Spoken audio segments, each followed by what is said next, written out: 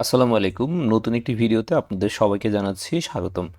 আজকের ভিডিওতে আমি আপনাদের সাথে আলোচনা করব যে ১১ থেকে ২০ গ্রেড সরকারি চাকরির লিখিত প্রস্তুতির জন্য গণিত থেকে কোন অধ্যায় বেশি গুরুত্বপূর্ণ এবং কোন অধ্যায় থেকে বেশি আসলে অঙ্ক এসে থাকে, এই বিষয়গুলো বিস্তারিত আমি আপনাদের সাথে আলাপ করব। এখানে মোট ৩ টা ভাগে আমি আপনাদের সাথে আলোচনা করব। সেটা হচ্ছে ১ম এ পাটিগণিতে কোন অধ্যায়গুলো বেশি গুরুত্বপূর্ণ, তারপর বীজগণিতের কোন অধ্যায়গুলো বেশি গুরুত্বপূর্ণ এবং জ্যামিতি ও ত্রিকোণমিতি থেকে কোন অঙ্কগুলো বেশি আসে এবং কোন বই আপনারা ফলো করবেন, সেই প্রত্যেকটা বিষয় আজকে আমি আপনাদের সাথে আলাপ করব। শুরু করছি ১ম এ পাটিগণিত দিয়ে। পাটিগণিতের ক্ষেত্রে সাধারণত যে অধ্যায়গুলো আমাদেরকে বেশি গুরুত্ব দিয়ে করতে হবে তার মধ্যে ১ম এ আছে শতকরা, তারপরে লাভ ক্ষতি,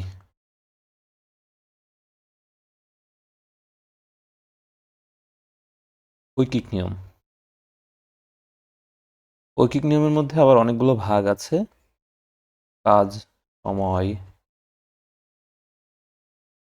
এর মধ্যে আবার গতিবেগটারে ধরা হয়। গতিবেগ, নল চৌবাচ্চা,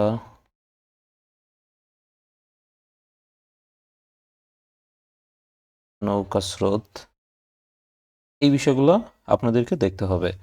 এরপরে যেটা আছে সেটা হচ্ছে সরল ও যৌগিক মুনাফা। সরল ও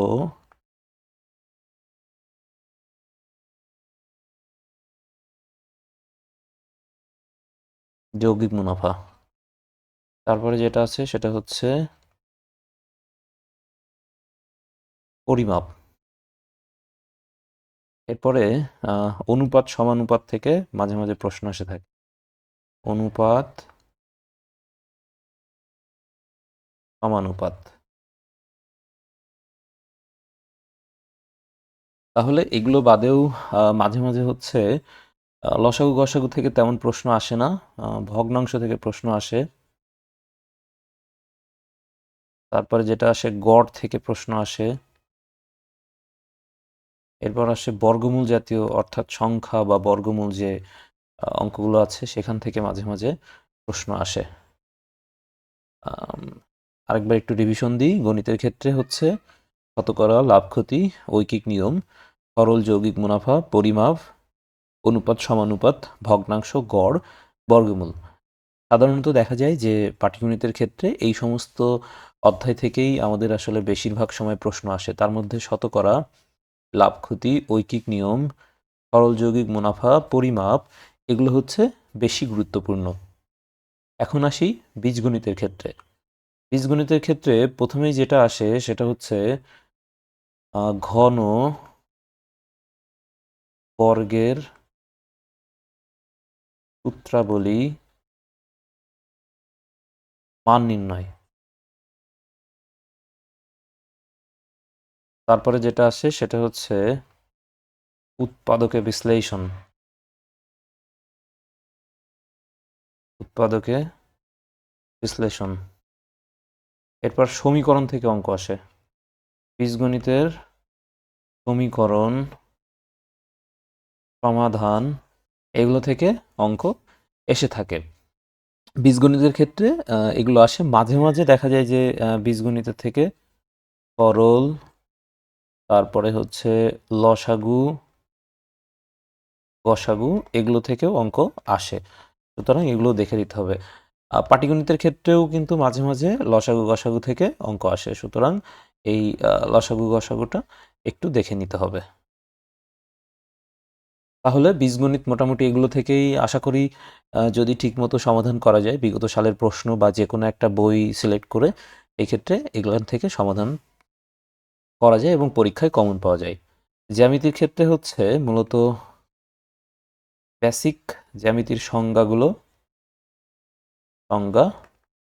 এগুলো থেকে আসে। আর ত্রিকোণমিতিটা আর কি, ত্রিকোণমিতি এটা আলাদা লিখেছি। ত্রিকোণমিতিটাও হচ্ছে বিভিন্ন পরীক্ষাতে প্রশ্ন এসে থাকে। ত্রিকোণমিতি থেকে প্রশ্ন আসে। আবার কোথাও কোথাও জ্যামিতির আসলে প্রমাণ আসে। নবম দশম শ্রেণীর বইয়ের কিছু জ্যামিতির প্রমাণ আছে, সেগুলো এসে থাকে। এখন আসুন যে বই আসলে কোন বই পড়বেন। বই আপনার যদি সময় থাকে তাহলে হচ্ছে নবম দশম বোর্ড বইটা দেখতে পারেন, এখানকার ম্যাথগুলো খুব কাজে দেয়। তারপরে হচ্ছে অষ্টম শ্রেণীর বোর্ড বইটা দেখতে পারেন। আর 11 থেকে 20 গ্রেডের জন্য সেলফ বা জবপিডিয়া ম্যাথ বুক, এটা যে কোনো একটা দেখতে পারেন। তো আশা করি মোটামুটি 11 থেকে 20 গ্রেড সরকারি চাকরির যে লিখিত প্রস্তুতি, সেটার জন্য এখানে যে যে টপিকগুলো দেখানো হয়েছে এই টপিকের বিশেষ করে বিগত সালে আসা প্রশ্নগুলো আপনি যদি ভালো মতো আয়ত্ত করতে পারেন, সমাধান করতে পারেন, এই ক্ষেত্রে বেশিরভাগ পরীক্ষাতেই ইনশাআল্লাহ কমন পাবেন এবং পরীক্ষায় ভালো করতে পারবেন বলে আমি বিশ্বাস করি। ধন্যবাদ, ভালো থাকবেন।